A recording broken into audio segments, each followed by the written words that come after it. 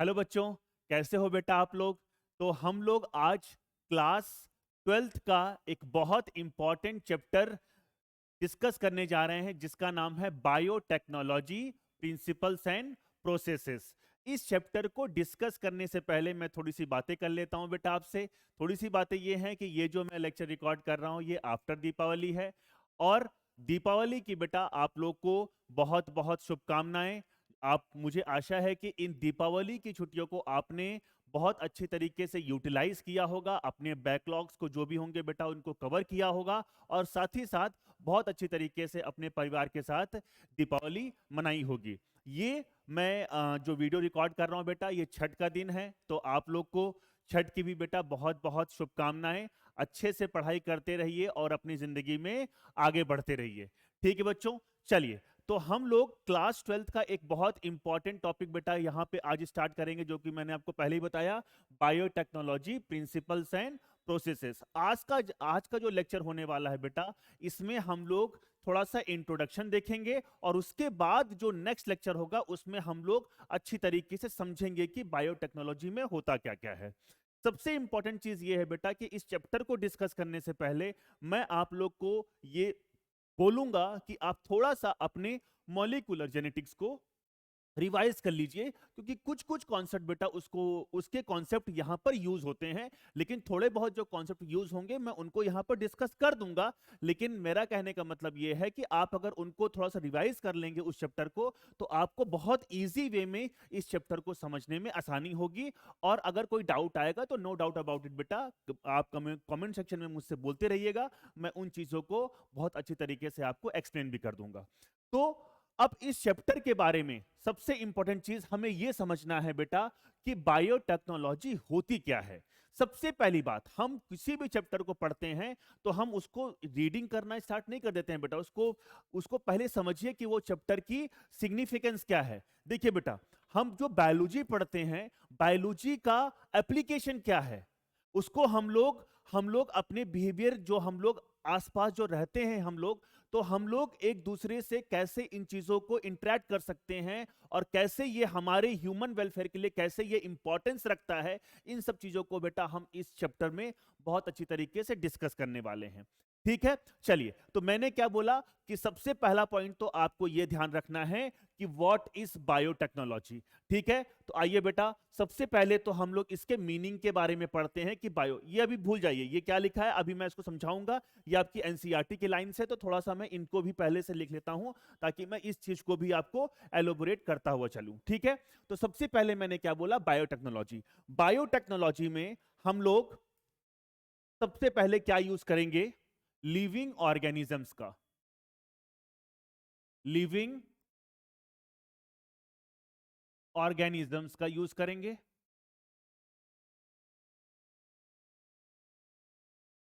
Living organisms के साथ साथ या तो हम लोग ने इनसे कोई एंजाइम को, मॉलिक्यूलर एनालॉग जिसको हम लोग बोलेंगे बेटा, है ना, एंजाइम्स का यूज कर सकते हैं जो हम लोग ने इन लिविंग ऑर्गेनिज्म से एक्सट्रैक्ट किया हुआ है। और और और लिविंग प्रोसेसेस का यूज करेंगे। लिविंग प्रोसेसेस का हम लोग बायोटेक्नोलॉजी में कर क्या रहे हैं, पहले हम वो समझ रहे हैं। मैंने क्या बोला, हम इसमें लिविंग ऑर्गेनिजम्स का यूज करेंगे, लिविंग प्रोसेसेस का यूज करेंगे। आप लोग ने बेटा बहुत अच्छे से पढ़ा होगा कि लिविंग प्रोसेसेस क्या होते हैं, ऐसे प्रोसेसेस जो किसी ऑर्गेनिज्म को अपनी लाइफ को मेंटेन करने के लिए जरूरी होते हैं, ऐसे प्रोसेसेस को हम लोग क्या बोलते हैं, लिविंग प्रोसेसेस। ठीक है, तो लिविंग प्रोसेसेस को बेटा आपने पढ़ा भी होगा, लेकिन मैं इसको एक ट्रिक से आपको बता देता हूं कि कौन कौन से लिविंग प्रोसेसेस होते हैं। जैसे कि आप याद करिए मिसिस ग्रेन, मिसिस ग्रेन याद रखिए इसको। ठीक है, एम फॉर होता है बेटा मूवमेंट, आर फॉर होता है रेस्पिरेशन, एस फॉर होता है सेंसिटिविटी, जी फॉर होता है ग्रोथ, आर फॉर होता है रिप्रोडक्शन, ई फॉर होता है एक्सक्रीशन एंड एंड फॉर होता है न्यूट्रिशन। तो ये सारे के सारे प्रोसेसेस का यूज करके बेटा हम लोग ह्यूमन वेलफेयर के लिए इसको यूज करने वाले हैं। ह्यूमन वेलफेयर के लिए, किसके लिए बेटा, ह्यूमन वेलफेयर के लिए। तो मैंने क्या बोला, हम लोग इन लिविंग ऑर्गेनिजम्स या लिविंग प्रोसेसेस का यूज किसके लिए करेंगे बेटा? ह्यूमन वेलफेयर के लिए करेंगे। ह्यूमन वेलफेयर के लिए करेंगे। और ह्यूमन वेलफेयर में हम लोग करेंगे क्या क्या क्या होने वाला क्या है? ठीक है, मैंने क्या बोला? लिविंग ऑर्गेनिजम्स का यूज करेंगे या लिविंग प्रोसेसेस का यूज करेंगे। और हम लोग इसको क्यों यूज कर रहे हैं? ह्यूमन वेलफेयर के लिए। और इससे हम लोग को मिलेगा क्या? कैसे ये ह्यूमन वेलफेयर हो पाएगा? ठीक है बेटा, तो either we get product, either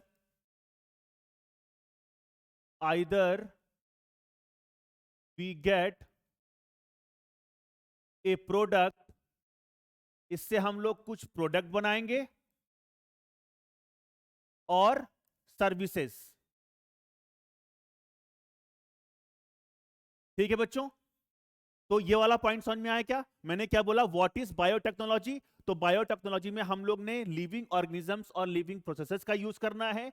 क्यों करना है? ह्यूमन वेलफेयर के लिए करना है। और हम लोग इससे क्या करने वाले हैं? हम लोग इससे या तो कोई प्रोडक्ट निकालेंगे या हमें कोई सर्विसेज मिलेंगी। तो इसी पूरी चीज को मैंने एक लाइन में डिस्कस कर दिया। ठीक है, अब देखिए यहां पर जो डेफिनेशन एक्चुअली लिखी जाती है वो क्या है? Deals with biotechnology deals with techniques, ऐसी techniques of using living organism. हम लोग इसमें टेक्निक्स का यूज करेंगे। और इसमें क्या यूज कर रहे हैं? लाइव ऑर्गेनिजम्स और एंजाइम्स, जो कि मैंने पहले बोला था, लाइव ऑर्गेनिजम्स और enzyme from organism to produce product and processes useful to humans. मतलब कि हम लोग प्रोडक्ट्स का यूज करेंगे, हम लोग इसमें बनवाएंगे। बायोटेक्नोलॉजी में हम लोग बेटा क्या कर सकते हैं? कुछ प्रोडक्ट्स को बनवाएंगे, और वो जो प्रोडक्ट्स होंगे वो हमारे ह्यूमंस के लिए, ह्यूमन बींग्स के लिए बेटा क्या होंगे? लाभदायक होंगे। ठीक है, चलिए, तो अब बायोटेक्नोलॉजी की दो मेन ब्रांचेस होती हैं, और इसी को बेटा पहले डिस्कस करने से पहले हम लोग एक डेफिनेशन और देखेंगे। यूरोपियन फेडरेशन ऑफ बायोटेक्नोलॉजी ने यहां पर एक क्या दिया हुआ है? आपका एक डेफिनेशन दी हुई है। तो इसको मैं थोड़ा सा बाद में डिस्कस करूंगा। क्यों? क्योंकि मुझे यहां पर एक चीज आपको पढ़ानी है। तो मैंने क्या बोला कि बायोटेक्नोलॉजी की अगर हम बात कर रहे हैं, सुनते रहना बेटा बहुत ध्यान से, साथ साथ आप लोग अपने मन में बेटा इसको रिवाइज भी करते रहिएगा, क्योंकि ये एक बहुत इंपॉर्टेंट चैप्टर है। और बहुत इंपॉर्टेंट चैप्टर है बेटा, बहुत ज्यादा इंपॉर्टेंट चैप्टर है। हर साल इससे 4 से 5 क्वेश्चन, या हो सकता है कभी 5 से 6 क्वेश्चन भी बेटा इससे आ सकते हैं। ये समझिए, ये इतना इंपॉर्टेंट चैप्टर है, तो इसको हम लोग नेग्लेक्ट नहीं कर सकते। ठीक है, और हर एक चीज आपको समझ में आ जाएगी। तो बायोटेक्नोलॉजी में बेटा हम लोग ने दो चीजों का यूज करना है। एक को हम लोग बोलते हैं बेटा ट्रेडिशनल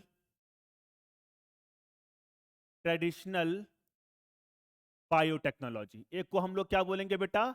ट्रेडिशनल बायोटेक्नोलॉजी। एक को हम लोग बोलेंगे क्या? Traditional biotechnology. और एक को हम लोग क्या बोलेंगे बेटा? आपका मॉडर्न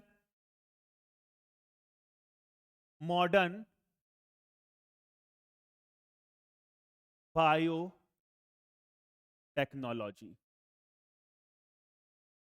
ठीक है बच्चों, अब ये दो ब्रांचेस क्या होती हैं आइए समझते हैं। सबसे पहली बात, अगर हम लोग ट्रेडिशनल बायोटेक्नोलॉजी का अगर बारे में बात करते हैं, किसके बारे में बात करते हैं बेटा? ट्रेडिशनल बायोटेक्नोलॉजी के बारे में अगर हम बात करते हैं, सुनते रहना बात बेटा ध्यान से। ट्रेडिशनल बायोटेक्नोलॉजी, जैसे कि आपने पढ़ा होगा बेटा microbes in human welfare. Microbes का यूज हम लोग किस में करते हैं बेटा? ह्यूमन वेलफेयर में करते हैं। कैसे? कौन से माइक्रोब्स का यूज हम लोग कर सकते हैं बेटा? जैसे आपने पढ़ा होगा, बहुत इंपॉर्टेंट बेटा, एक फंजाई पढ़ी होगी, बताइए कौन सी? पेनिसिलियम नोटेटम और क्राइसोजेनम। इससे हम लोग क्या निकालते हैं? एंटीबायोटिक्स निकालते हैं। एंटीबायोटिक्स को एक्सट्रैक्ट करते हैं। उस एंटीबायोटिक का नाम क्या है बेटा? उस एंटीबायोटिक का नाम क्या है? पेनिसिलियम। पेनिसिलिन का यूज करते हैं ना हम लोग बेटा एंटीबायोटिक्स में। ठीक है, वो समझ में आ गई बात। ठीक है, एक हम लोग बेटा और आपको सिफेलोस्पोरियम एक्रीमोनियम का यूज हम लोग करते हैं बेटा, साइक्लोस्पोरिन उससे निकालते हैं बेटा हम लोग। तो बहुत सारी चीजों का हम लोग यूज कर सकते हैं। जैसे कि ट्रेडिशनल बायोटेक्नोलॉजी में आपने पढ़ा होगा सैक्रोमाइसिस सेरेविसी। सैक्रोमाइसिस सेरेब्रेसिस का बेटा बहुत इंपॉर्टेंट रोल है, किसमें हम लोग उसको बेकिंग में यूज कर सकते हैं। अच्छा, सैक्रोमाइसिस सेरेब्रेसिस को हम लोग और क्या बोलते हैं, ब्रीवर्स यीस्ट बोलते हैं, ब्रेकर्स यीस्ट बोलते हैं। इसको हम लोग ब्रीविंग में यूज कर सकते हैं, बेकिंग में यूज कर सकते हैं। करते हैं नहीं, बेकिंग मतलब ब्रेड वगैरह बनाने में, ब्रीविंग मतलब क्या है बेटा आपका बियर बनाने में। ठीक है, तो इन चीजों का यूज हम लोग किसमें कर रहे हैं, ये एक्चुअली है क्या, ये आपकी क्या है बेटा, ट्रेडिशनल बायोटेक्नोलॉजी है। ठीक है, मैंने क्या बोला, जो आप माइक्रोब्स इन ह्यूमन, जैसे कि आप सीवेज वाटर ट्रीटमेंट आपने पढ़ा होगा, सीवेज वाटर ट्रीटमेंट भी बेटा किसमें आएगा, आपका ट्रेडिशनल बायोटेक्नोलॉजी में आएगा। तो समझिए इस चीज को कि मैं क्या बताने की कोशिश कर रहा हूं। और मॉडर्न बायोटेक्नोलॉजी में हम लोग क्या करेंगे, मॉडर्न बायोटेक्नोलॉजी में बेटा हम लोग एक ऑर्गेनिज्म को हम लोग जेनेटिकली मॉडिफाई करेंगे या उसको अल्टर करेंगे, मॉडिफाई करेंगे या अल्टर करेंगे। सुनते रहना बात बेटा ध्यान से, जेनेटिकली मॉडिफाई करेंगे या अल्टर करेंगे। ठीक है, और अल्टर करके हम लोग बेटा, हम लोग अल्टर करके हम लोग इसका यूज करेंगे। और इससे हम लोग क्या यूज कर सकते हैं बेटा, जैसे कि आपने पढ़ा होगा इसके एग्जांपल में इन विट्रो फर्टिलाइजेशन, आप लोग ने पढ़ा होगा बेटा इन विट्रो फर्टिलाइजेशन। तो हम लोग वहां पर इन विट्रो फर्टिलाइजेशन कहां पर देख के आए हो बेटा, आप कहां पर देख के आए हो, ह्यूमन रिप्रोडक्शन में देख के आए हो इन विट्रो फर्टिलाइजेशन, बिल्कुल सही बात है। ठीक है, दूसरा आप लोग ने क्या क्या पढ़ा होगा बेटा, जीन थेरेपी देखा होगा, जीन थेरेपी देखा होगा, ये सब पढ़ाएंगे बेटा हम लोग आपको।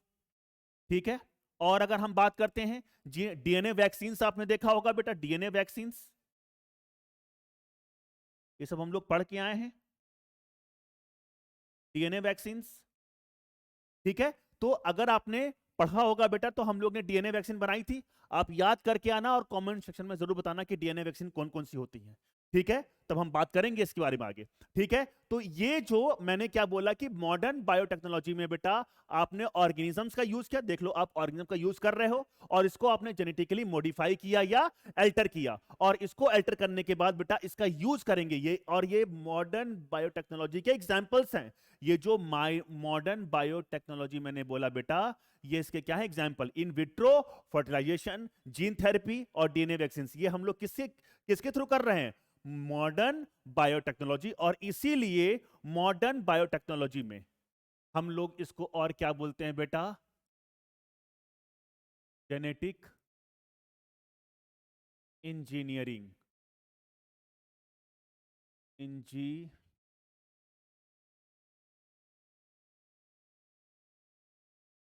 इंजीनियरिंग, या इसको हम लोग बोलते हैं रिकॉम्बिनेंट डीएनए टेक्नोलॉजी। अब ये क्या होता है, कैसे ये नाम पड़ा है, इसको हम लोग बहुत डिटेल में आगे डिस्कस करने वाले हैं। R for recombinant DNA technology. तो मॉडर्न बायोटेक्नोलॉजी को हम लोग जेनेटिक इंजीनियरिंग के नाम से जानते हैं या रिकॉम्बिनेंट डीएनए टेक्नोलॉजी के नाम से जानते हैं बेटा। और इसमें इसी के थ्रू हम लोग क्या पॉसिबल कर पाए, in vitro fertilisation, gene therapy या डीएनए वैक्सीन को बेटा क्या कर पाए, हम लोग पॉसिबल कर पाए। ठीक है बच्चों, चलिए, तो अब इसको मैंने बहुत अच्छी तरीके से यहां पर लिख दिया है ताकि आपको कोई भी दिक्कत का सामना ना करना पड़े। मैंने क्या बोला, बायोटेक्नोलॉजी को मैंने दो पार्ट में बांटा, ट्रेडिशनल बायोटेक्नोलॉजी और मॉडर्न बायोटेक्नोलॉजी। क्या लिखा है बेटा, द प्रोसेसेस, क्योंकि हम लोग क्या पढ़ रहे हैं, प्रिंसिपल्स एंड प्रोसेसेस। ठीक है, तो हमने क्या बोला, the processes where only natural capabilities of organisms and cells are exploited. Exploitation का मतलब क्या होता है बेटा, किसी भी चीज को, किसी भी ऑर्गेनिज्म को अगर हम लोग ज्यादा, जैसे कि अगर सिंपल सी बात करूं, आप मान लीजिए किसी आप डॉक्टर बन गए, और डॉक्टर बनने के बाद बेटा आपकी 8 घंटे की ड्यूटी के बजाय आप 12-12, 15-15 या 20-20 या 25-25 घंटे की अगर ड्यूटी कर रहे हैं बेटा, तो ये क्या है, एक्सप्लॉइटेशन है ना। चलिए, जब आप समझेंगे, जब आप जानेंगे बेटा, जब आप पहुंच जाएंगे मेडिकल कॉलेज में, तब आपको इन चीजों का बहुत अच्छी से तरीके से और अंदाजा हो जाएगा कि व्हाट इज एक्सप्लॉइटेशन। एनीवे, तो आपको समझ में आ गई बात कि अगर हम लोग किसी भी किसी भी अगर ऑर्गेनिजम्स का अगर हम लोग उससे उसका यूज करके उससे बहुत ज्यादा प्रोडक्ट निकाल रहे हैं, इसका मतलब क्या है, हम उस पर्टिकुलर ऑर्गेनिज्म के साथ क्या कर रहे हैं, उसका एक्सप्लॉयटेशन कर रहे हैं। ठीक है, चलिए, तो हम लोग इसको उन ऑर्गेनिजम्स का एक्सप्लॉयटेशन करके हम लोग एक्चुअली कर क्या रहे हैं, हम लोग कर रहे हैं बेटा प्रोडक्शन ऑफ ऑर्गेनिक एसिड्स। हम लोग प्रोडक्शन ऑफ ऑर्गेनिक एसिड्स करते हैं, जैसे कि एक बहुत इंपॉर्टेंट अगर मैं बात करूं ऑर्गेनिक एसिड की, तो साइट्रिक एसिड आप जानते होंगे बेटा। साइट्रिक एसिड्स को बेटा हम लोग एक्सट्रैक्ट करते हैं किससे, ऑर्गेनिज्म से। ठीक है, production of antibodies and antibiotics. अभी मैंने बताया आपको, अभी मैंने कुछ देर पहले ही बताया बेटा कि जो एंटीबायोटिक्स होती हैं, ये अगर मैं एक एग्जाम्पल लिखूं आपको, तो ये एंटीबायोटिक्स में क्या आ गया बेटा, पेनिसिलिन। और पेनिसिलिन को हम लोग एक्सट्रैक्ट करते हैं किससे बेटा, बताइए, पेनिसिलियम नोटेटम या पेनिसिलियम क्राइसोजेनम। इसको हम लोग नोटेटम और क्राइसोजेनम कर देते हैं, नोटेटम और क्राइसोजेनम। ये सब आप बेटा पढ़े होंगे। ठीक है, चलिए, ठीक है, तो पेनिसिलिन, ठीक है, ये आपको याद हो गया। ठीक है, एक और होता है बेटा सिफेलोस्पोरिन, सिफेलोस्पोरिन।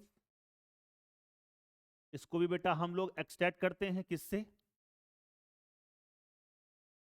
किससे एक्सट्रैक्ट करते हैं बेटा, सिफेलोस्पोरियम एक्रीमोनियम से। ठीक बच्चों, तो ये वाला पॉइंट अब आपको समझ में आ गया क्या बच्चों, ठीक है। तो चलिए, तो जैसे सिफेलोस्पोरिन मैंने क्या बोला, इसको किससे एक्सट्रैक्ट कर सकते हैं हम लोग, इसको भी लिख ही देता हूं आपको, सिफेलोस्पोरियम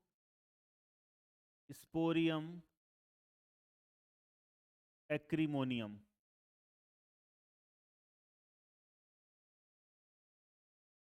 एक्रीमोनियम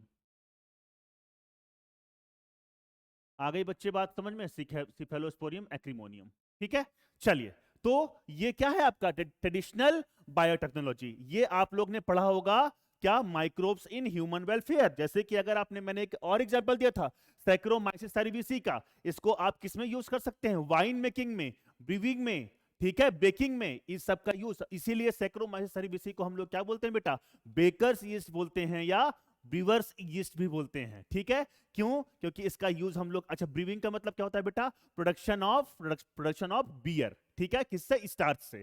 ठीक है, तो वो सब आप लोग ने पढ़ा होगा। तो मेरा कहने का सिंपल सा मतलब है कि ट्रेडिशनल बायोटेक्नोलॉजी को आपने बहुत अच्छी तरीके से समझ लिया। ठीक है, और मैं आपको बताऊंगा कि क्यों ट्रेडिशनल बायोटेक्नोलॉजी से फार फार बेटर देन है बेटा, क्या आपका अच्छा है, क्या आपका मॉडर्न बायोटेक्नोलॉजी। ठीक है, अब इसमें मैंने क्या बोला, the production of technologies based on the genetic engineering. ठीक है, इसमें क्या, production of insulin from transgenic E coli. ठीक है बेटा, आप समझिए कि अगर आपने डायबिटीज मेलाइटस बेटा कभी पढ़ा होगा, तो डायबिटीज मेलाइटस दो तरह की होती है, 1 और 2। ठीक है, और 1 में हमारे बॉडी में इंसुलिन का प्रोडक्शन ही नहीं हो पाता है। अब आप ये समझिए कि पहले के टाइम पर जब हम कभी इंसुलिन नहीं बना पा रहे होंगे इकोलाई से, एट दैट टाइम जो अगर डायबिटीज 1 से जो ग्रसित है बेटा, वो एज सुन एज पॉसिबल क्या क्या कर जाएगा, उसकी डेथ हो जाएगी। क्यों हो जाएगी, क्योंकि हमको डायबिटीज मेलाइटस 1 के पेशेंट में इंसुलिन को बाहर से देना पड़ता है, क्योंकि हमारी बॉडी में इंसुलिन का फॉर्मेशन हो ही नहीं पाता है। ठीक है, तो अब आपको ये वाला पॉइंट समझ में आ गया कि समझिए आप कि इंसुलिन जो हम लोग ने बाहर से बनाया, किसके थ्रू बनाया बेटा, एक ई कोलाई के थ्रू बनाया। ठीक है, इसको हम लोग ने मॉडिफाई किया, कैसे मॉडिफाई किया वो हम लोग आगे देखेंगे बहुत अच्छी तरीके से। ठीक है, इसीलिए इसको हम लोग ने क्या नाम दिया है, ट्रांसजेनिक। इसी को, अभी ट्रांसजेनिक का मतलब क्या है ये सब मैं आपको समझाऊंगा बेटा, इसीलिए मैंने ई कोलाई को क्या नाम दिया है, transgenic E coli, transgenic E coli. ठीक है, और इससे हम लोग ने क्या एक्सट्रैक्ट किया बेटा, इंसुलिन को बनवाया। अब आप समझ रहे होंगे कि क्या मॉडर्न बायोटेक्नोलॉजी में हम लोग ने कैसा क्या यूज करने वाले हैं। ठीक है बच्चों, चलिए ये वाला आप एक बार स्लाइड देखिए, अगर कोई दिक्कत है तो फिर मुझे बताइए आगे। चलिए बच्चों, तो अब ये आपको समझ में आ गया। तो अब हम लोग एक पॉइंट और देखने वाले हैं, principles of biotechnology. Principles of biotechnology कि किस तरीके से बेटा हम लोग ने बायोटेक्नोलॉजी की ब्रांच को बहुत अच्छी तरीके से एस्टेब्लिश किया, और एस्टेब्लिश करने के बाद हम लोग ने उसका कैसे यूज करके बेटा उसकी प्रोग्रेस हुई।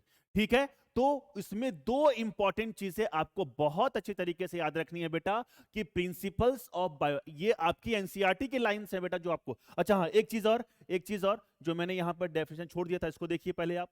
ठीक है, अब आप जब आप समझ गए कि ट्रेडिशनल बायोटेक्नोलॉजी क्या होती है और मॉडर्न बायोटेक्नोलॉजी क्या होती है, तब आपको ये वाली डेफिनेशन समझ में आ जाएगी, जो किसने दिया है, यूरोपियन फेडरेशन ऑफ बायोटेक्नोलॉजी। ये ईएफबी की फुल फॉर्म बेटा मेरा रिकमेंडेशन है, आप इसको जरूर याद कीजिएगा फुल फॉर्म, क्योंकि कभी कभी ये पूछ लेता है और आप लोग भूल जाते हैं इसको। तो ईएफबी की फुल फॉर्म आपको पता होनी चाहिए। इसमें क्या दिया हुआ है, इंटीग्रेशन ऑफ नेचुरल साइंस। जो नेचुरल साइंस है बेटा, जैसे कि सिंपल सी बात करें, अगर मैंने अभी कुछ देर पहले बताया था कि जो पेनिसिलियम नोटेटम होती है, उसकी जो वो नेचुरल तरीके से क्या क्या प्रोड्यूस करता है बेटा, पेनिसिलियम।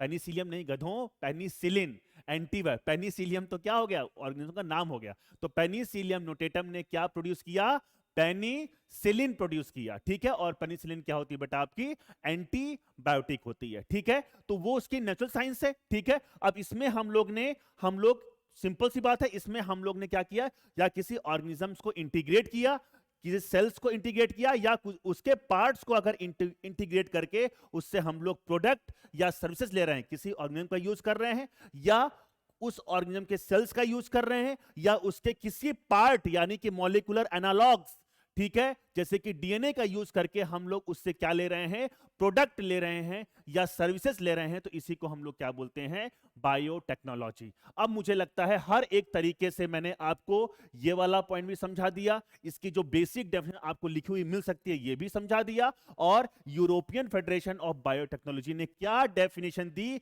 ये आपको याद होना चाहिए बिल्कुल एग्जैक्ट तरीके से, कि it is a integration of natural sciences and organisms, cells या पार्ट्स, ठीक है, या molecular analogs for product and services. ठीक है, और इसका यूज हम लोग किसमें कर रहे थे बेटा, ह्यूमन वेलफेयर के लिए कर रहे थे। ठीक है, चलिए अब ये वाला पॉइंट भी अब आपको समझ में आ गया था बेटा। ठीक है, ये वाला पॉइंट भी समझ में आ गया था। अब हम लोगों को क्या देखना है, कौन कौन से प्रिंसिपल्स एंड प्रोसेसेस होते हैं। ठीक है, अब सबसे पहली बात कि इसमें दो प्रोसेस होते हैं बेटा, एक जेनेटिक इंजीनियरिंग होती है, एक जेनेटिक इंजीनियरिंग होती है, और एक क्या होता है बेटा आपका, बायो प्रोसेस इंजीनियरिंग होती है। आइए देखते हैं, सबसे पहले इसको समझाऊंगा। मैंने क्या बोला इसमें, मैंने क्या बोला कि अगर हम बायोटेक्नोलॉजी की बात कर रहे हैं, इसके दो प्रिंसिपल्स होंगे। बायो टेक्नोलॉजी में मैंने दो प्रिंसिपल्स की बात करनी है बेटा, दो प्रिंसिपल्स की बात करनी है। एक को हम लोग क्या बोलना है, जेनेटिक इंजीनियरिंग,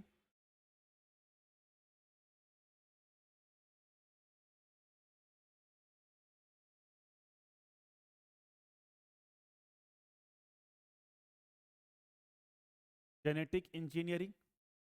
ठीक है, और दूसरा हम लोग ने bio process engineering, bio process, bio process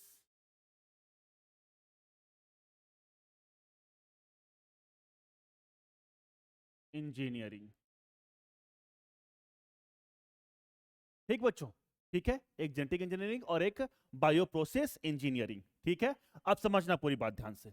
genetic engineering में हम लोग क्या करने वाले हैं, सुनते रहना बेटा बात ध्यान से, दोनों प्रोसेसेस को हमको याद होना चाहिए कि मैंने क्या बोला। ठीक है, तो मैंने क्या बोला बेटा आपको, कि जेनेटिक इंजीनियरिंग में हम लोग सबसे पहले किसका यूज करते हैं बेटा, आपके बहुत बहुत इंपॉर्टेंट, मुझे आप ये बताइए बेटा, न्यूक्लिक एसिड्स का यूज कर सकते हैं। किसमें कब क्या करते हैं बेटा, न्यूक्लिक एसिड्स, न्यूक्लिक एसिड्स। और मुझे बहुत अच्छे से पता है कि दो न्यूक्लिक एसिड्स होते हैं बेटा, एक को हम लोग क्या बोलते हैं, डीएनए, और एक को हम लोग क्या बोलते हैं, आरएनए। एक को हम लोग क्या बोलते हैं डीएनए, और एक को हम लोग क्या बोलते हैं बेटा आपका आरएनए। और मुझे ये भी पता है बेटा कि डीएनए को हम लोग क्या बोलते हैं, स्टोरेज ऑफ जेनेटिक इंफॉर्मेशन, और आरएनए के लिए हम लोग क्या वर्ड यूज कर सकते हैं, क्या क्या यूज कर सकते हैं बेटा आपको बताइए, ट्रांसफॉर्मेशन या सॉरी ट्रांसमिशन ऑफ आपका या फ्लो ऑफ जेनेटिक इंफॉर्मेशन। ठीक है, इसको हम लोग ने क्या बोला बेटा, फ्लो ऑफ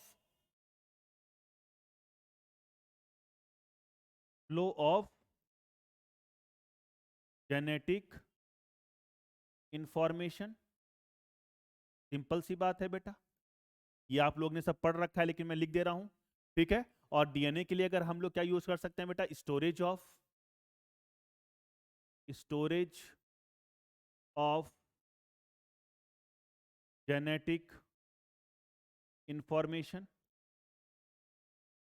ठीक है, ये वाला पॉइंट समझ में आ गया क्या? ये सब आप पढ़ रखे हैं बेटा, मॉलिक्यूलर जेनेटिक्स में ये सारी चीजें आप पढ़ रखे हैं। अब न्यूक्लिक एसिड्स का हम लोग क्या कर सकते हैं बेटा, केमिकल मॉडिफिकेशन कर सकते हैं। क्या कर सकते हैं बेटा, केमिकल मॉडिफिकेशन। तो इसका हम लोग ने किया क्या बेटा, केमिकल मॉडिफिकेशन किया। केमिकल मॉडिफिकेशन करने के बाद, केमिकल मॉडिफिकेशन करने के बाद किसका, इस न्यूक्लिक एसिड का। हम लोग क्या पढ़ रहे हैं, जेनेटिक इंजीनियरिंग में हम लोग जो बायोटेक्नोलॉजी के दो कोर बेटा प्रोसेसेस हैं, क्या आपका जेनेटिक इंजीनियरिंग और बायो प्रोसेस इंजीनियरिंग, इसमें हम लोग ने दोनों में करना क्या है वो चीज हम लोग देख रहे हैं। ठीक है, तो इसका हम लोग ने केमिकल मॉडिफिकेशन किया, और केमिकल मॉडिफिकेशन करने के बाद न्यूक्लिक एसिड का केमिकल मॉडिफिकेशन करने के बाद इसको अगर हम लोग पर्टिकुलर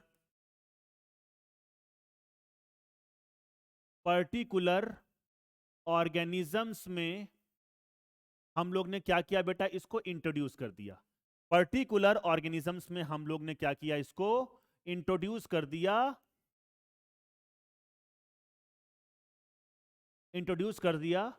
और इंट्रोड्यूस करने के बाद हम लोग ने इससे क्या, इसके फिनोटाइप को एक्चुअली चेंज कर दिया। क्या मैंने बोला बेटा, इसके फिनोटाइप, जब हम लोग केमिकल मॉडिफिकेशन कर लिए, फिर इसको किसी पर्टिकुलर ऑर्गेनिजम्स में हम लोग क्या कर दिए, इंट्रोड्यूस कर दिए, और इंट्रोड्यूस करने के बाद हम लोग उसके फिनोटाइप को क्या किए बेटा, चेंज कर दिए। ये वाला पॉइंट बिल्कुल समझ में नहीं आया एकदम, आप मुझे बताओ कि ये वाला पॉइंट आपको समझ में नहीं आया, ये वाला पॉइंट अब आपको समझ में नहीं आया, बताइए। कोई बात नहीं, कोई बात नहीं, इधर देखो, अभी समझ में आएगा। मुझे बहुत अच्छे से पता है, सेंट्रल डॉगमा अगर आपने पढ़ रखा होगा तो डीएनए से हम लोग ने क्या बनाना है, मैसेंजर आरएनए, और मैसेंजर आरएनए फिर जाएगा राइबोसोम्स के बाद और क्या बनाएगा बेटा, प्रोटीन। ये वाला पॉइंट अब आपको समझ में आ गया होगा। ठीक, ठीक है, इसी को आप लोग ने क्या बोला था, ट्रांसक्रिप्शन, और इसी को आप लोग ने क्या बोला था, ट्रांसलेशन। ये सब मैं ज्यादा अभी अभी नहीं बताऊंगा। ठीक है, जो मेन काम है वो उसी की हम बात करेंगे। ठीक है, तो मुझे बताइए बेटा, प्रोटीन्स इसका मतलब क्या, एंजाइम्स, और कोई भी जो आपका किसी भी सेल के अंदर कोई भी अगर बेटा प्रोसेस चल रही है या कोई भी रिएक्शंस हो रही है, वो तो उसको कैटलाइज कौन कर रहा है, एंजाइम्स कर रहे हैं। और इन्हीं एंजाइम्स के कारण बेटा वो सेल अपने आप को एक्सप्रेस करती है, अपना काम कर पाती है।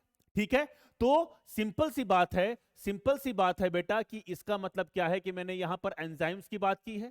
ठीक है, और मैं अगर बात करूं, ठीक है, और इन्हीं एंजाइम्स के कारण क्या आएगा बेटा, फिनोटाइप,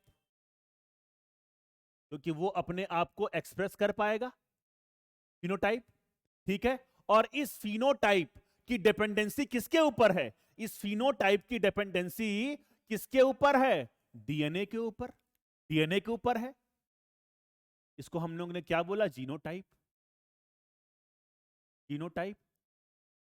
अच्छा, नहीं आया समझ में, इधर देखो। ठीक, मुझे ये बताइए कि जब आपने मेंडेलियन जेनेटिक्स पढ़ी होगी तो आप लोग ने क्या पढ़ा था, आप लोग ने क्रॉस पढ़ा होगा, आप लोग ने टॉल प्लांट पढ़ा था, एक आप लोग ने टॉल प्लांट पढ़ा था, और एक आप लोग ने इसका, अगर आप लोग ने मान लीजिए करा दिया इसका ड्वार्फ प्लांट से इसका क्या करा दिया बेटा, क्रॉस करा दिया।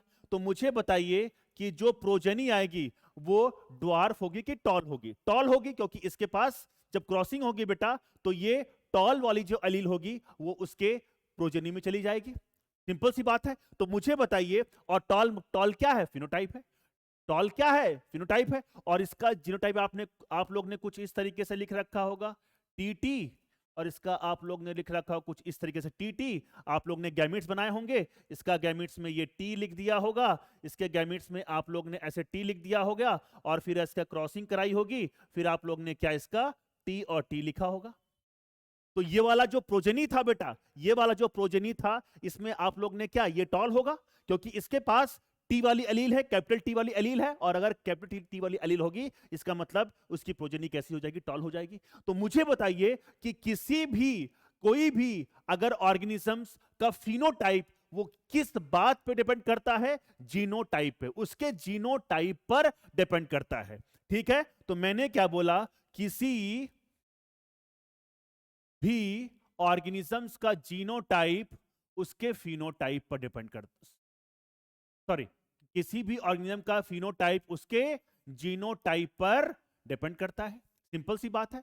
ठीक है, अगर अगर अगर वो, अगर मैं प्लांट की बात की, जैसे कि मैंने अभी बात किया बेटा आपको ये, ठीक है, तो मुझे एक बात मुझे समझ में आ गई बहुत अच्छी तरीके से, बहुत अच्छी तरीके से, कि फिनोटाइप मतलब अगर प्लांट का टॉल होना है तो उसके पास कैपिटल टी वाली एलील होना कंपलसरी है। ये वाला पॉइंट समझ में आ गया क्या? ठीक है, ये कहां से आ गया, ये सब बातें मैं आपको बताऊंगा आगे। ठीक है, चलिए, तो इसका मतलब, और हां, एक चीज और, एक चीज और, हां, टॉल तो होगा ये प्लांट, लेकिन इसका डिग्री ऑफ एक्सप्रेशन क्या होना चाहिए? डिग्री ऑफ एक्सप्रेशन, ये प्लांट टॉल तो है, लेकिन इसके पास टॉल होने के लिए जीनोटाइप मौजूद है। लेकिन मुझे बताइए, क्या अगर उस प्लांट को प्रॉपर तरीके से अगर मिनरल्स नहीं मिले, न्यूट्रिएंट्स नहीं मिले, तो क्या वो उतना टॉल हो पाएगा जितना उसको होना चाहिए था? नहीं हो पाएगा। इसका मतलब क्या है कि फिनोटाइप, फिनोटाइप एनवायरमेंट पे भी डिपेंड करेगा।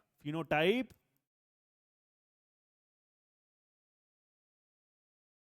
एनवायरनमेंट पे भी डिपेंड करेगा। ठीक है, आ गई बात समझ में? ठीक है, तो मैं अब एक लाइन में अगर आपको बताऊं कि किसी भी ऑर्गेनिज्म का फिनोटाइप उसके जीनोटाइप पर डिपेंड करता है, लेकिन याद रखिएगा डिग्री ऑफ एक्सप्रेशन की जब हम लोग बात करेंगे तो डिग्री ऑफ एक्सप्रेशन में आपका क्या आ जाएगा? एनवायरमेंट। कि वो टॉल तो हो सकता है, लेकिन कितना टॉल होगा? जब उसको प्रॉपर तरीके से न्यूट्रिशन मिलेगा, जब उसको प्रॉपर तरीके से क्या मिलेंगे बेटा? आपके मिनरल्स मिलेंगे। तो इसको हम लोग ने क्या बोला? Degree of expression. मुझे लगता है ये वाला पॉइंट अब आपको समझ में आ गया। ठीक है, चलिए, तो अगर ये वाला पॉइंट बेटा आपको समझ में आ गया, मैंने फिर से बोला कि फिनोटाइप किस पे डिपेंड करेगा? उसके जीनोटाइप पर। और डिग्री ऑफ एक्सप्रेशन किस पे डिपेंड करेगा बेटा? आपका एनवायरमेंट पे। ठीक है, चलिए, तो इसीलिए मैंने क्या बोला, अब आपको समझ में आ जाएगा ये। ठीक है, तो मैंने क्या किया, डीएनए के सेगमेंट को आप क्या बोलते हैं? जीन। और जीन ही किसी पर्टिकुलर एंजाइम्स को बनाने, जैसे कि आप लोग ने पढ़ा होगा जीन की डेफिनेशन क्या है? बताइए, जीन की डेफिनेशन बताइए क्या है? It is A segment of DNA which encodes any polypeptide और प्रोटीन। एकदम बिगनर्स डेफिनेशन है बेटा ये। ठीक है, तो मैंने क्या किया, न्यूक्लिक एसिड को केमिकली तरीके से मॉडिफाई किया, उसको एक पर्टिकुलर ऑर्गेनिजम्स में डाल दिया, इंट्रोड्यूस कर दिया, और उसके फिर फिनोटाइप को चेंज कर दिया। क्यों चेंज कर दिया? क्यों चेंज कर दिया? क्योंकि मुझे बहुत अच्छे से पता है अभी कि फिनोटाइप डिपेंड करता है उसके जीनोटाइप पर। हाँ, डिग्री ऑफ एक्सप्रेशन की अभी मैं बात बार बार नहीं करूंगा। तो ये वाला पॉइंट भी समझ में आ गया। ठीक है, तो जेनेटिक इंजीनियरिंग में हम लोग क्या कर रहे हैं बेटा? फिनोटाइप को इंप्रूव कर रहे हैं, फिनोटाइप को इंप्रूव कर रहे हैं, ताकि हम ज्यादा से ज्यादा, हमको करना क्या है? हमको बायोटेक्नोलॉजी में प्रोडक्ट्स चाहिए, और प्रोडक्ट्स क्या होंगे? वही जो इसका फिनोटाइप होगा, वही तो उसका प्रोडक्ट होगा ना बेटा। सिंपल सी बात है। तो इसका मतलब क्या है? इसी फिनोटाइप को इंप्रूव करके हम लोग इसको यूज करेंगे प्रोडक्ट एंड सर्विसेज में।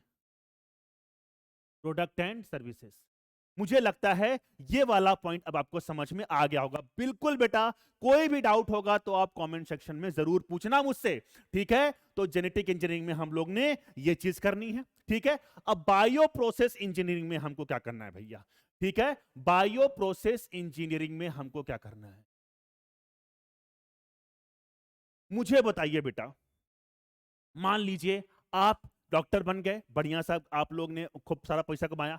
अब आपका मन किया कि आप एक रेस्टोरेंट खोले। मान लीजिए आपकी शादी हो गई और आपको वाइफ का मन है कि आप क्या एक रेस्टोरेंट खोलने का मन है, मान लीजिए आपकी वाइफ को, ठीक है। अब मान लीजिए आप लोग ने प्लान किया रेस्टोरेंट खोलने का। तो रेस्टोरेंट खोलने का प्लान है तो बेटा आप मुझे ये बताओ कि क्या उस रेस्टोरेंट से आप प्रॉफिट लेना चाहेंगे? बिल्कुल चाहेंगे, तभी तो आप खोल रहे हो रेस्टोरेंट। तो प्रॉफिट के लिए आप ये कोशिश करेंगे कि हमारी जो लागत हो वो कम से कम हो, ताकि हम चीप टाइप का मतलब क्या है कि चीपेस्ट फॉर्म में हम लोग उसको क्या प्रोवाइड कर पाए, किसी जो आपका कंज्यूमर होगा उसको हम लोग उसको प्रोवाइड कर पाए। सिंपल सी बात है, तभी तो आपका जो प्रोडक्ट होगा, जैसे कि सिंपल सी बात है, मान लीजिए आपने अपने रेस्टोरेंट में बर्गर को रखा, बर्गर आप डिलीवर कर रहे हैं, तो बर्गर को बनाने में जितनी कॉस्ट कम आएगी, ठीक है, उतना ही आप कंज्यूमर को कम रेट में दे पाएंगे और उससे ज्यादा आप ज्यादा प्रॉफिट कमा पाएंगे। सिंपल सी बात है, ठीक है बेटा। तो वही चीज अब मुझे यहां पर समझना है बायो प्रोसेस इंजीनियरिंग में। सुनना पूरी बात ध्यान से, तभी हम लोग दूर तक पहुंच पाएंगे। बिल्कुल बेटा, आज इंट्रोडक्टरी पॉइंट है, अब समझना पूरी बात। मान लीजिए आप लोग ने किसी ऑर्गेनिजम्स को यहां पर कल्चर करना स्टार्ट किया। ये आपका ऑर्गेनिज्म है जिसको आप कल्चर कर रहे हैं।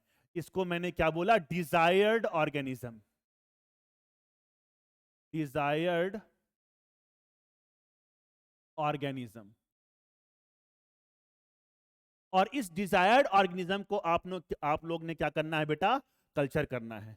इसको मैं थोड़ा सा यहां पर कल्चर मीडियम बना देता हूं, बना दिया, ठीक है। अब इससे आप इस डिजायर्ड ऑर्गेनिज्म को कल्चर करके इससे आप लोग क्या लेना चाहते हैं बेटा? प्रोडक्ट या सर्विसेज लेना चाहते हैं। आप लोग क्या लेना चाहते हैं? प्रोडक्ट या सर्विसेज। सुनते रहना बेटा पूरी बात ध्यान से। तो अगर आपको ये प्रोडक्ट चाहिए, आपको प्रॉपर मात्रा में बहुत सारा अगर प्रोडक्ट चाहिए, तो आप चाहेंगे कि ये डिजायर्ड ऑर्गेनिजम्स बहुत अच्छी तरीके से अपने आप को एक्सप्रेस कर पाए, अपने फिनोटाइप को एक्सप्रेस कर पाए।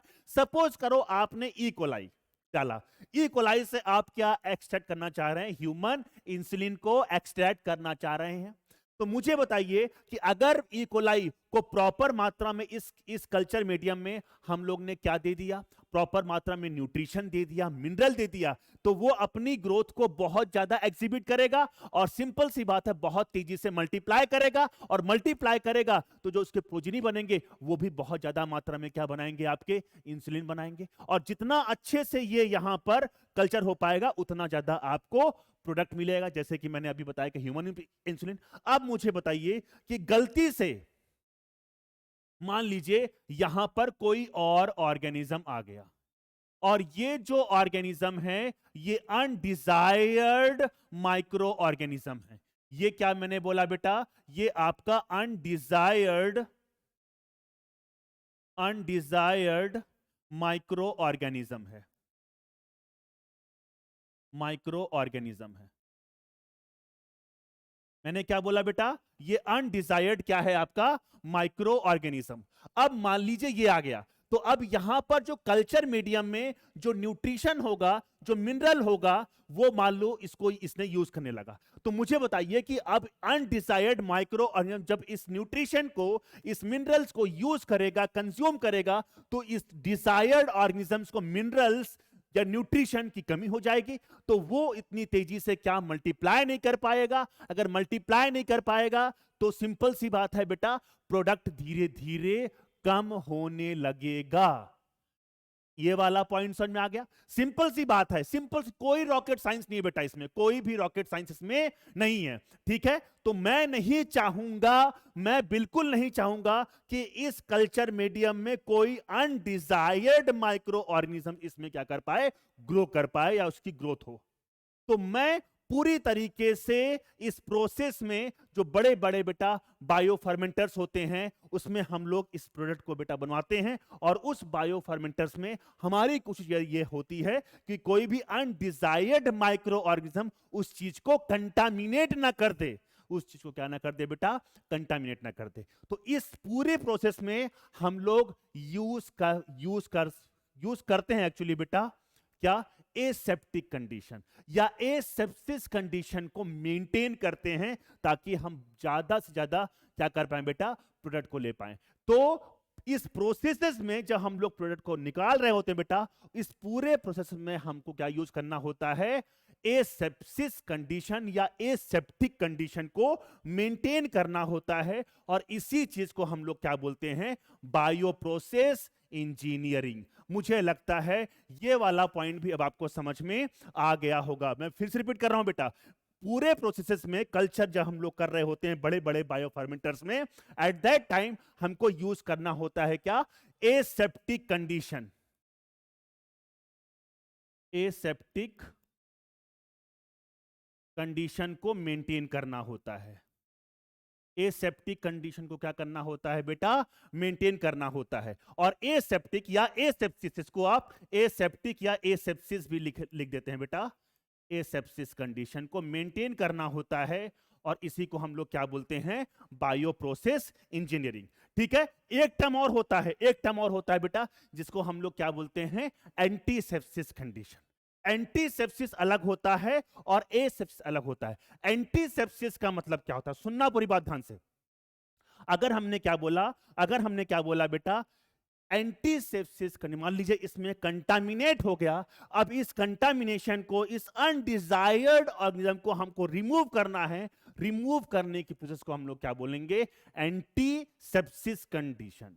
क्या बोलेंगे, एंटीसेप्सिस। तो एंटीसेप्सिस और एसेप्टिक कंडीशन को समझना, दोनों में डिफरेंस क्या है। किसी का कंटामिनेशन हो गया, उस कंटामिनेशन को रिमूव करने की प्रोसेस क्या कहलाएगी, कंटामिनेशन को रिमूव करने की प्रोसेस क्या कराएगी, एंटीसेप्सिस। और प्रिवेंशन करना मतलब कंटामिनेशन होने से रोकना, कंटामिनेशन होने से रोकना, प्रिवेंट करना क्या कहलाता है बेटा, एसेप्टिक या एसेप्सिस कंडीशन। मुझे लगता है ये वाला पॉइंट अब आपको समझ में आ गया। तो बायोटेक्नोलॉजी में हम लोग दो प्रिंसिपल्स का यूज करते हैं, जेनेटिक इंजीनियरिंग और बायो प्रोसेस इंजीनियरिंग। और उसमें हम लोग ने क्या बोला बेटा, न्यूक्लिक एसिड्स का हमने क्या करना है, केमिकल मॉडिफिकेशन करना है। केमिकल मॉडिफिकेशन करने के बाद उसको हम लोग किसी ऑर्गेनिज्म में इंट्रोड्यूस करेंगे, और कोई भी पर्टिकुलर ऑर्गेनिज्म में हम लोग उसको डालेंगे, और इसके बाद हम लोग उसके फिनोटाइप को इंप्रूव करने की कोशिश करेंगे। मुझे लगता है ये वाला पॉइंट किसी भी दिक्कत में आप, कोई भी दिक्कत आपको यहां पर नहीं होगी। इस चीज को बेटा देखो, इंट्रोडक्शन बहुत इंपॉर्टेंट है। अगर आपने इंट्रोडक्शन समझ लिया तो आपके लिए ये चैप्टर एकदम लप्पू हो जाएंगे। अदरवाइज आप चीजों को अगर रट्टा मारोगे तो बिलीव मानिए बेटा, मेरा हमेशा से यही कहना है कि कहीं ना कहीं सिलेक्शन जरूर लग जाएगा। तो ये वाला पॉइंट भी समझ में आ गया कि व्हाट इज जेनेटिक इंजीनियरिंग और what is bio process engineering. अगर ये वाला पॉइंट समझ में आ गया बेटा तो मैं और आगे चल सकता हूं अब। ठीक है बच्चों, तो अगर ये वाला पॉइंट अब आपको समझ में आ गया तो अब मैं यहां पर जो मैंने लिख रखा है इसको मैं समझाता हूं। जेनेटिक इंजीनियरिंग में मैंने क्या लिखा है बेटा, genetic engineering includes the techniques to alter the chemistry of genetic material. जो मैंने आपको बता दिया, डीएनए और आरएनए की क्या केमिस्ट्री को क्या करना बेटा, अल्टर करना। और इस अल्टर्ड जो जेनेटिक मटेरियल है उसको किसी ऑर्गेनिज्म में, पर्टिकुलर ऑर्गेनिज्म में इंट्रोड्यूस करना इनटू द या होस्ट ऑर्गेनिज्म जिसको आप बोल सकते हैं, और उसके दस change the phenotype of the host organism. हम लोग ने क्या करना है बेटा, उसके ऑर्गेनिजम्स के फिनोटाइप को क्या करना है बेटा, इंप्रूव करना है या चेंज करना है। ठीक है, तो ये किस में आ गया आपका, जेनेटिक इंजीनियरिंग में आ गया। अब बायो प्रोसेस अगर हम लोग इंजीनियरिंग की बात कर रहे हैं बेटा, तो it involves maintenance of sterile यानी कि माइक्रोबियल कंटामिनेशन फ्री एम्बियंस। जो वहां पर बेटा हम लोग उसको ग्रो करा रहे हैं, उसका एक जो एम्बियंस होगा उसको हम लोग ने कंटामिनेशन फ्री रखना है। ठीक है, in chemical engineering process to enable growth of only desired the desired microbial eukaryotic cell in the large quantity, जो कि मैंने आपको जब बड़े बड़े बायोफर्मेंटर्स में, ठीक है, और जो हम लोग उससे बायोटेक्नोलॉजिकल जो प्रोडक्ट्स होंगे बेटा, उसको हम जैसे कि क्या हो सकते हैं, एंटीबायोटिक्स हो सकती है, वैक्सीन हो सकती है, या एंजाइम्स हो सकते हैं, इसको हम लोग ज्यादा मात्रा में क्या कर पाए, ले पाए, या प्रोडक्ट को हम लोग ज्यादा ज्यादा बनवा पाए। ठीक है, ठीक है। तो मुझे लगता है कि जेनेटिक इंजीनियरिंग और बायो प्रोसेस इंजीनियरिंग बहुत अच्छी तरीके से आपको समझ में आ गया कि जेनेटिक इंजीनियरिंग में हम क्या कर रहे हैं और बायो प्रोसेस इंजीनियरिंग में हम लोग क्या क्या चीज कर रहे हैं। ठीक है बच्चों, तो ये वाला पॉइंट अगर आपको अब समझ में आ गया तो मैं बहुत अच्छी तरीके से ये समझ सकता हूं बेटा कि ये आपका जो इंट्रोडक्शन वाला जो पॉइंट था, जो इंट्रोडक्टरी आज जो मैंने वीडियो बनाया, ये बहुत अच्छी तरीके से अब आपको समझ में आ गया होगा। ठीक बच्चों, ठीक है। चलिए, तो अगर इतना पॉइंट समझ में आ गया तो हम अब और आगे चलते हैं बेटा। चलिए बेटा, एक काम करते हैं कि इसको हम लोग इस लेक्चर को आज यहीं पे खत्म करते हैं।